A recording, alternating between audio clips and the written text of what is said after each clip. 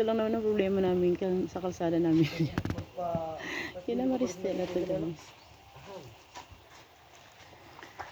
Umulan o umaraw, baha to lagi.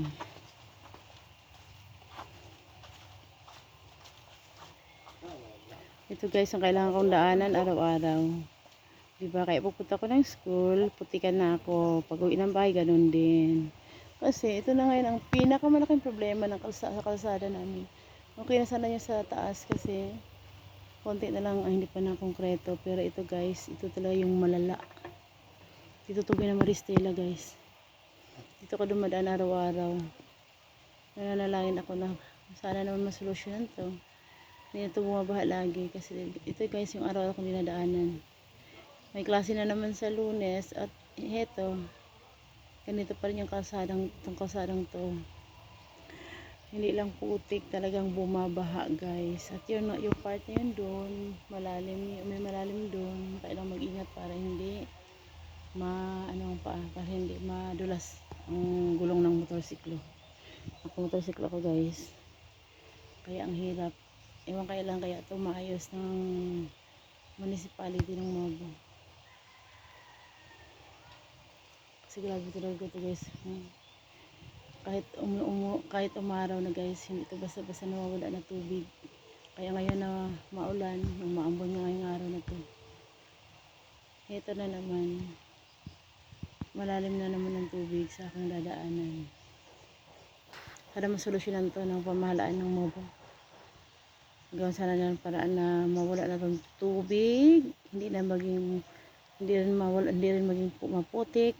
Kundi may maayos na sana itong kasadang to. Kung ano man ang gagawin. Kung konkreto ba ito, kung ano man gagawin para mawala itong tubig na to. Ayan guys, grabe guys ang aking dinadaanan. Diba? Ang tubig. Ito dadaan ang motorsiklo ko. Nandito sa pating to ang malalim guys. May parte dyan na malalim. Kaya minsan talagang nababasa ako ang damit ko, ang slacks ko, ang pants ko dahil dito. Pero kaya ito masolusyonan. Sa likosan to guys, sa Mobo. Sana masolusyonan to. At tigil na itong pagbaha dito. Umulan na umaraw, bumabaha. Kaya ang hirap-hirap. Hirap-hirap papuntang trabaho, papunta sa city. Kahit mamili ka lang, baha ang dadaanan pupuntahan at pauwi sa bahay. So doon ako galing guys. Nakatawid na ako, papunta dito. At tingnan nyo naman, hindi naman siya malalim, subalit baha pa rin. Marami pa rin tubig. Araw-araw to guys. Umaraw o umulan, binabaha ito dinadaanan ko papuntang bahay, papuntang trabaho. Peace lang, Mobo Municipality. Ayusin nyo naman, solusyonan nyo naman sana to. Ano bang gagawin dito sa right of way na to? Dapat magkaroon ng right of way.